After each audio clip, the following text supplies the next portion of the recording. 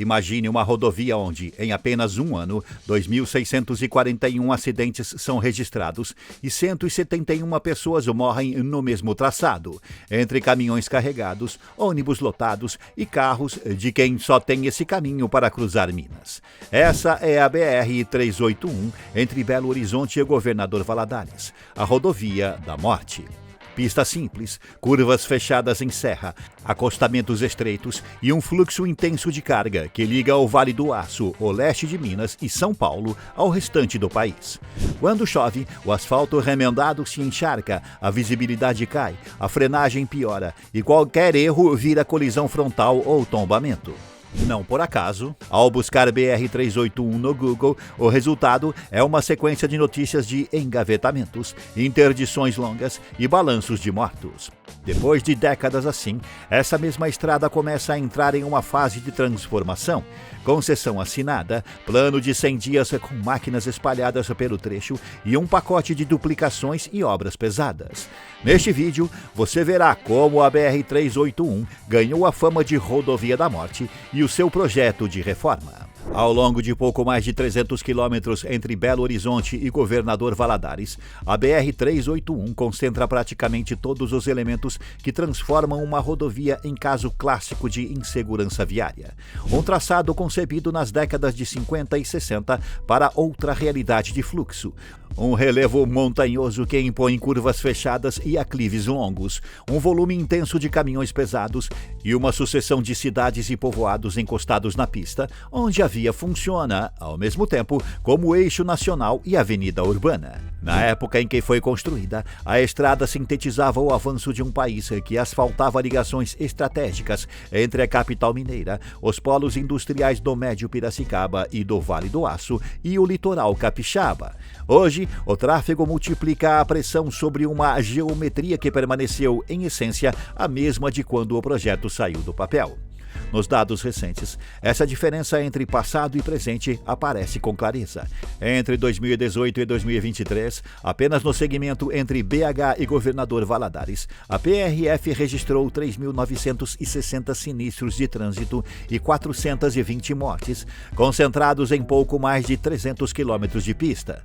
Considerando toda a BR-381 entre São Paulo e Governador Valadares, o ano de 2023 fechou com 2.600 acidentes, 171 mortos e 3.400 feridos. Números que colocam esse corredor entre os mais letais da malha federal. Em 2024, foram 169 vítimas fatais em toda a rodovia, sendo 37 atropelamentos, 31 mortes em saídas de pista e 28 em colisões frontais. A explicação técnica passa diretamente pelo desenho da estrada no trecho mineiro entre a Grande Belo Horizonte e o Vale do Rio Doce, ainda majoritariamente em pista simples, com uma faixa por sentido, curvas de raio curto em serra e aclives prolongados que obrigam caminhões carregados a subir em baixa velocidade, formando filas e comprimindo o fluxo. Atrás deles, carros de passeio e ônibus interestaduais tentam recuperar tempo em janelas curtas de ultrapassagem, muitas vezes em pontos com visibilidade limitada por topografia ou vegetação, o que transforma qualquer erro de cálculo em colisão frontal em alta velocidade, justamente o tipo de impacto com baixa chance de sobrevivência. O relevo acidentado e as soluções de engenharia da época em que a rodovia foi implantada agravam o quadro, com cortes de talude estreitos, fundos de vale encaixados e segmentos em que o acostamento é mínimo ou, na prática, inexistente, deixando veículos com pane mecânica praticamente dentro da faixa de rolamento. Em condições de chuva forte, a infraestrutura antiga de drenagem forma lâminas de água em vários pontos. O asfalto remendado reduz a aderência dos pneus e a visibilidade cai rapidamente. E é nesse ambiente que um caminhão que derrapa, um carro que aquaplana ou um ônibus que entra mais rápido em uma curva passam a depender de margens muito pequenas para não atravessar a pista, bater no barranco ou atingir outro veículo de frente. Mesmo em dias secos, a a combinação mantém um nível de risco estrutural elevado. A presença de tecido urbano colocado à rodovia completa o cenário de vulnerabilidade. Em cidades como João Monlevade, Nova Era e Antônio Dias, além de bairros do entorno da região metropolitana de Belo Horizonte, residências, comércios, oficinas, escolas, pontos de ônibus e acessos locais se distribuem a poucos metros da pista, obrigando pedestres a atravessar a BR-381 em locais sem passarela, crianças a cruzar em direção à escola entre veículos pesados e ônibus a parar em baias improvisadas ou acostamentos apertados. Entradas de sítios e retornos curtos despejam motos, carros e caminhões diretamente na faixa rápida, o que explica por que os atropelamentos aparecem com tanto peso nas estatísticas. Ao longo das últimas décadas, algumas tragédias específicas cristalizaram essa fama de rodovia da morte no imaginário coletivo. Em 2009, um acidente envolvendo múltiplos veículos matou 6 pessoas em um trecho entre Belo Horizonte e Governador Valadares, registrado em levantamentos regionais como o episódio mais grave já ocorrido naquele segmento de aproximadamente 300 quilômetros, justamente a parte que consolidou o apelido. Em 2023, o tombamento do ônibus que transportava torcedores do Corinthians na região de Brumadinho, já na porção sul da BR-381, provocou 7 mortes e levou o nome da estrada aos noticiários nacionais novamente, reforçando a imagem de que um único erro em uma curva é capaz de transformar uma viagem de rotina em um evento de comoção pública. Esse acúmulo de números e episódios contrasta com a ambição que orientou o projeto original da BR-381, pensada como elo rodoviário entre São Paulo, a capital mineira em expansão, os polos de mineração e siderurgia do interior de Minas e o litoral do Espírito Santo. A duplicação da Fernão Dias entre Belo Horizonte e São Paulo demonstrou que separar fisicamente os sentidos e modernizar o traçado reduz bastante as colisões e melhora a fluidez. O novo projeto da BR-381 entre Belo Horizonte e o Governador Valadares começa com uma ruptura jurídica e financeira bem clara. Depois de anos de leilões frustrados, a ANTT enfim concedeu 303,4 quilômetros à nova 381 por 30 anos, em contrato assinado em 22 de janeiro de 2025. A empresa, criada após a vitória do Grupo 41 Investimentos no leilão de agosto de 2024, assumiu a rodovia em fevereiro e passou a responder por um corredor que corta 21 municípios, concentra fluxo médio de cerca de 24,7 mil veículos por dia e atende aproximadamente 3,7 milhões de pessoas. O pacote prevê algo em torno de 10 bilhões de reais, somando investimentos em obras e custos operacionais ao longo da concessão, com capex de 5,5 bilhões de reais e opex estimado em 3,7 bilhões. Na prática, isso significa que um trecho, antes marcado por obras paradas e orçamento imprevisível, passa a ter um plano de exploração detalhado, metas de engenharia e curva de investimentos distribuída ao longo de 3 décadas. O projeto estruturado pela ANTT classifica a BR-381 Norte como rodovia de extrema relevância ao país, justamente pelo papel no escoamento de minério, aço, celulose, produtos agrícolas e carga industrial, e atrela a concessão à geração estimada de quase 80 mil empregos diretos, indiretos e, por efeito, renda. A modelagem financeira trabalha com taxa interna de retorno próxima de 12% e tarifa quilométrica de pedágio diferenciada para pista simples e pista dupla, o que empurra a concessionária a acelerar duplicações e melhorias para ampliar a receita sem romper a lógica de modicidade tarifária. Antes das grandes frentes de obra, o contrato exigiu um choque de manutenção emergencial. A partir de 6 de fevereiro de 2025, a nova 381 executou um plano de 100 dias voltado a tirar a estrada do pior estado possível. Cerca de 32 mil toneladas de massa asfáltica foram aplicadas em remendos profundos e recuperações. Aproximadamente 30 quilômetros de pavimento rígido foram restaurados. 42 pontos críticos de afundamento, buracos e deformações receberão intervenção e a sinalização horizontal passou por repintura em centenas de quilômetros. Em paralelo, foram substituídas ou reinstaladas milhares de placas e dispositivos refletivos. Mais de 2 milhões de metros quadrados de faixa de domínio receberam roçada e limpeza, e bueiros e valetas foram desobstruídos para reduzir alagamentos. O objetivo desse sprint inicial não é modernizar a rodovia, e sim estabilizá-la em patamar mínimo de segurança para que os canteiros pesados de duplicação e correção geológica geométrica possam avançar sem conviver com colapsos diários de pista. A espinha dorsal do novo projeto aparece no programa de exploração da rodovia.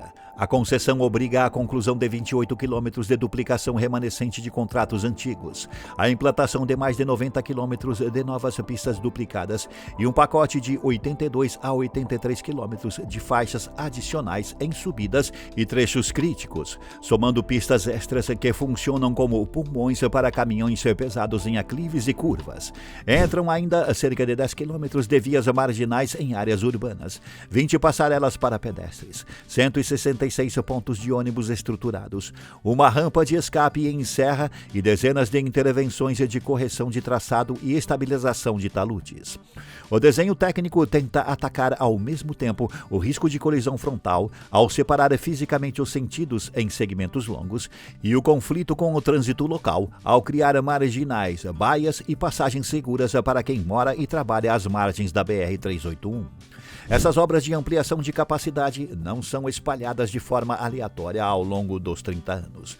Documentos da concessão e decisões recentes do Tribunal de Contas da União indicam que o ciclo pesado de duplicações, faixas adicionais e correções de traçado deve se concentrar entre o terceiro e o 10º ano do contrato, ou seja, entre meados de 2027 e meados da próxima década, com as primeiras grandes frentes de campo já previstas para 2026. A ANTT tem reforçado em audiências públicas e entrevistas que a meta é entregar, ainda na primeira metade da concessão, um eixo contínuo com os principais gargalos tratados e, na segunda metade, operar em regime de conservação, reforços pontuais e atualização de pavimentos, barreiras e sistemas de monitoramento.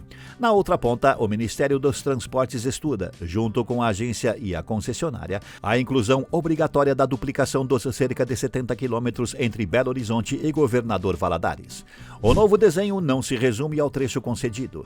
A saída de Belo Horizonte em direção a Caeté, que concentra a ocupação densa nas margens e centenas de moradias construídas praticamente sobre o acostamento, ficou sob responsabilidade do DENIT por ser considerada a parte social e juridicamente mais complexa de todo o corredor. Em outubro de 2024, o órgão assinou contrato de 393,7 milhões de reais para o lote 8A de 18 quilômetros entre Caeté e Ravena, com vigência até 2028 e previsão de duplicação, restauração e melhoramento do traçado. Poucos meses depois, outra licitação escolheu o consórcio responsável pelos projetos e obras do lote 8B de 13,76 quilômetros entre Ravena e o anel rodoviário, com 17 obras especiais entre viadutos, trincheiras e retornos. A elaboração dos projetos básicos e executivos consumirá boa parte de 2025 e o DENIT já admite que a frente de obras físicas nesse trecho de 31 quilômetros só deve começar em 2026, em paralelo à montagem de um acordo judicial para reassentar cerca de 1.750 famílias e liberar a faixa de domínio para a futura duplicação. Enquanto o eixo federal se estrutura, movimentos locais pressionam para garantir orçamento suficiente para a parte fora da concessão, com campanhas que projetam algo em torno de 1,1 bilhão de reais em obras nos lotes 8A e 8B ao longo de 3 anos, além de cerca de 300 milhões de reais para reassentamentos e 150 milhões para desapropriações, só na região entre Belo Horizonte e Caeté. Essas articulações com DENIT, bancadas parlamentares e órgãos de controle mostram que a duplicação da chamada saída de BH deixou de ser um tema distante e passou a disputar espaço concreto no orçamento de 2026, reforçando a ideia de que o novo projeto da BR-381 é um mosaico em que a concessão e investimento público direto se complementam para fechar o corredor em padrão moderno.